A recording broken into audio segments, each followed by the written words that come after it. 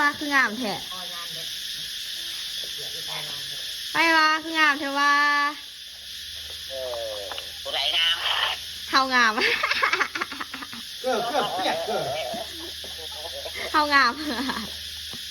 บอกว่าคนงามเนาะ แล้วคนงามเนาะ คนฟาดขโมยฟาดได้ก็ ปีใหม่นี้สงกรานต์นี้เขาให้ในตู้เสื้อผ้าประกาศแข็งๆเด้อ เกือบเปียกซับไหม อีพอ สวัสดีครั